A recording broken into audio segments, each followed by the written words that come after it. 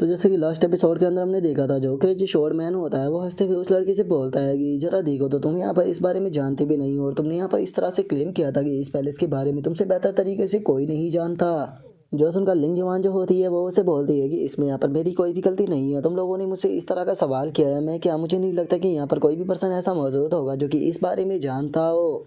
जो सुनकर लो चैन जो होता है वो उसे बोलता है कि ठीक है, मैं जो बातें हैं उन्हें और भी सिंपल शब्दों में तुम्हें बोलने की कोशिश करता हूँ। मुझे ये बताओ कि क्या यहाँ पर कोई इस प्रकार की इविल स्पिरिट मौजूद है जो कि लोगों के लिए आसपास में प्रॉब्लम क्रिएट करती रहती हो।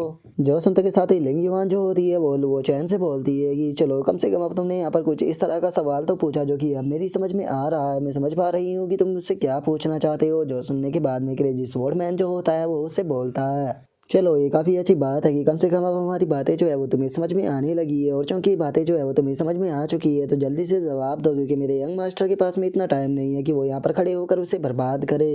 जो सुनकर लिंग युवान जो होती है वो उसे बोलती है कि इसका जवाब तो बहुत ही ज़्यादा आसान है, यहाँ पर कोई भी ऐसी इविल स्पिरिट नहीं है जो कि लोगों के लिए प्रॉब्लम क्रिएट कर रही हो, तो जो जवाब है वो तुम्हें मिल चुका है। जो सुनने के बाद में क्रेजी शॉर्ट मैन बहुत ही फनी सा फेस बनाते हुए बोलता है कि सच में तुम तो एक यूजलेस हो। जो सुनकर लिंग युवान जो होती है वो उसे बोलती है कि पूरे शावताना रीजन के अंदर केवल एक ही चीज़ ऐसी है जो कि सभी लोगों के लिए प्रॉब्लम बनी हुई है, जो कि कोई और नहीं बल्कि वर्ल्ड ऑफ अलायंस है, जो कि यहाँ की इस टाइम पर सबसे बड़ी प्रॉब्लम है जिससे कि हर एक इंसान यहाँ पर परेशान है। जो सुनते के साथ ही लो चैन जो होता है वो अपने मन में सोचता है कि ये तो काफ़ी इंटरेस्टिंग है, अगर यहाँ पर कोई भी न्यूज़ नहीं है उस इविल स्पिरिट के बारे में तो इसका मतलब जो ये इन्फॉर्मेशन थी उसे सक्सेसफुली जो है वो सील कर दिया गया है। और लो चैन की इतना सोचते के साथ ही अचानक से वहाँ पर किसी पर्सन की आवाज़ सुनाई देती है जो कि लिंग युवान को देखकर उससे बोलता है कि अरे क्या बात है, एक मिनट, ये तो शायद लिंग युवान है ना। और इतना बोलकर हम देखते हैं कि एक फैटी जो होता है वो अपने साथियों के साथ में वहाँ पर आने लगता है, और वहाँ पर आते हुए वो लिंग युवान से बोलता है कि लिंग युवान क्या बात है, क्या सच में तुम्हारे अंदर इतनी हिम्मत आ गई है कि तुम खुद को लेकर इस जगह पर आ गई हो। मुझे ऐसा क्यों लग रहा है कि जो तुम्हारे मौत का डर था वो ख़त्म हो चुका है। क्या सच में तुम्हें इस चीज़ को सोच कर डर नहीं लग रहा कि जो अलायंस ऑफ वर्ल्ड है वो तुम्हें पकड़ सकती है, और तुम्हें पकड़ने के बाद में जो रूलर अबईस है उसके अंदर फेंक सकती है। और उसकी इस बात को सुनने के बाद में जो लिंग युवान होती है वो गुस्से में चिल्लाते हुए उसे बोलती है कि डा चैन, इस चीज़ से तुम्हें कोई भी मतलब नहीं होना चाहिए, तुम अपने काम से काम रखो और यहाँ से दफ़ा हो जाओ।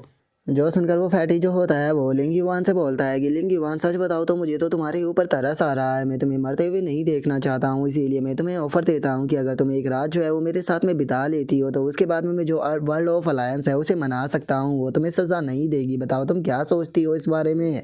जो सुनते के साथ ही लिंग युवान को और भी ज़्यादा गुस्सा आता है और वो गुस्से में चिल्लाते हुए उसे बोलती है कि यहाँ से दफ़ा हो जाओ, अगर तुमने मुझे टच भी करने की कोशिश की तो तुम्हारी जो उंगलियाँ हैं सबसे पहले मैं उन्हें ही काटूंगी।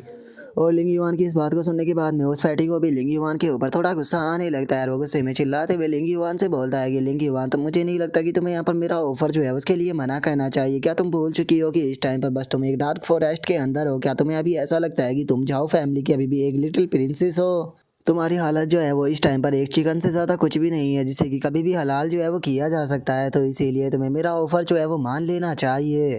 तुम्हें नहीं भूलना चाहिए कि अभी तुम किस जगह पर खड़ी हुई हो, मैं तुम्हें अभी के अभी जो है वो इस जगह पर पकड़ सकता हूँ। क्या तुम्हें ऐसा लगता है कि तुम यहाँ से बचकर हम लोगों से भाग सकती हो? मेरे केवल एक इशारे पर तुम्हें पकड़ा जा सकता है। जो सुनकर लिंग युवान वो चैन के पीछे आ जाती है, और उसके पीछे आने के बाद में वो बोलती है कि हो क्या तुम्हें लगता है कि मैं तुमसे डरती हूँ? अगर तुम ट्राई कर देखना चाहते हो तो कर सकते हो। जो सुनने के बाद में फैटी भी वो चैन की तरफ देखकर गुस्से में उसे बोलता है कि बच्चे आखिर तुम कौन हो, तुम्हारे लिए सही रहेगा कि मेरे मैटर के अंदर इन्वॉल्व मत होना।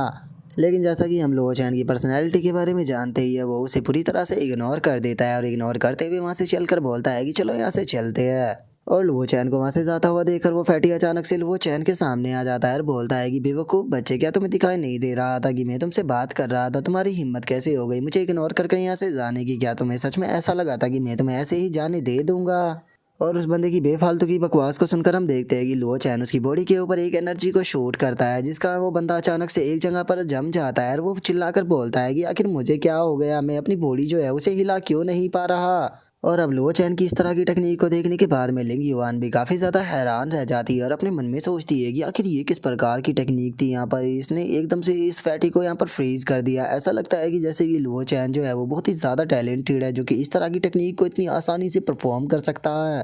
और लिंग युवान के इतना सोचते के साथ ही उस फैटी के जो साथी होते हैं वो भी उसकी तरफ आने लगते हैं, और पहला बोलता है कि यंग मास्टर क्या हुआ, क्या कुछ गड़बड़ है? तभी दूसरा भी बोलता है कि यंग मास्टर क्या हो गया, आप अपनी जगह से क्यों नहीं हिल रहे? जो सुनने के बाद में वो फैटी बोलता है कि पता नहीं कुछ अजीब है, मैं अपनी बॉडी जो है उसे हिला बिल्कुल भी नहीं पा रहा। लेकिन जो लुओ चैन होता है वो उन लोगों के ऊपर ध्यान ना देकर उन्हें इग्नोर कर आगे की तरफ बढ़ ही रहा होता है। लेकिन तभी जैसे ही उसका ध्यान सामने की तरफ जाता है तो लुओ चैन अचानक से हैरान रह जाता है, क्योंकि हमें पता लगता है कि सामने काफी सारे लोग इकट्ठा हो रहे होते हैं, जिनमें से एक बंदा जो होता है वो बोलता है कि अरे क्या तुमने सुना है कि जो वर्ल्ड ऑफ अलायंस है वो दोबारा से जो डोमिनिक पाथ के कल्टीवेटर है उन्हें यहाँ पर मारने वाली है। जोसन का दूसरा बंदा बोलता है कि चलो जल्दी से वहाँ पर चलते हैं, क्योंकि मैं भी इस चीज़ को देखना चाहता हूँ कि आखिर इस बार कितने सारे लोग जो है वो जो बैरल अबेस है उसके अंदर डाले जाने वाले हैं। और उनकी बातों को सुनने के बाद में जो क्रेजी शोर मैन होता है उसे कुछ समझ नहीं आता और वो बोलता है कि क्या डोमिनिक पाथ को कल्टीवेट करने वाले हैं क्या? लिंगयुआन तुम जानती हो कि वर्ल्ड अलायंस जो है वो यहाँ पर किस तरह का काम कर रही है? मुझे यहाँ पर ये बात समझ में बिल्कुल भी नहीं आई। और इतना बोलकर क्रेजी शॉर्ट मैन जैसे ही अपनी राइट साइड में देखता है तो पता लगता है कि लिंग युआन तो गायब है, जो देखकर वो बोलता है कि आखिर अब ये कहाँ पर चली गई। जो सुनने के बाद में लुओ चैन उससे बोलता है कि वो तो कब की यहाँ से जा चुकी है। जो सुनकर क्रेजी शॉर्ट मैन भी हैरान होते हुए बोलता है कि वाकई में ये लड़की तो काफ़ी फास्ट है। जो सुनकर लुओ चैन भी उससे बोलता है कि चलो टाइम को बर्बाद ना करते हुए हम लोग भी वहाँ पर चलकर देखते हैं कि आखिर वे लोग जो है वो क्या कर रहे हैं। और अब लुओ चैन के इतना बोलते ही हमारा व्यू जो होता है वो अभी इसके सामने आ जाता है, जहाँ पर कि काफ़ी सारे लोगों को बांध कर बिठाया गया होता है। और अब उनमें से जो वर्ल्ड अलायंस का एक बंदा होता है वो बोलता है कि तुम लोगों की हिम्मत कैसे हो गई डोमिनिक पाथ को कल्टीवेट करने की? तुम लोग जो है वो बस अब आखिरी बचे हुए लोग हो। तुम लोगों को भी जो अबेस है उसके अंदर डाल दिया जाएगा, जो कि तुम लोगों के लिए हेल्थ से कम नहीं होने वाला, और तुम अपनी बची हुई ज़िंदगी जो है वहीं पर ही बिताने वाले हो।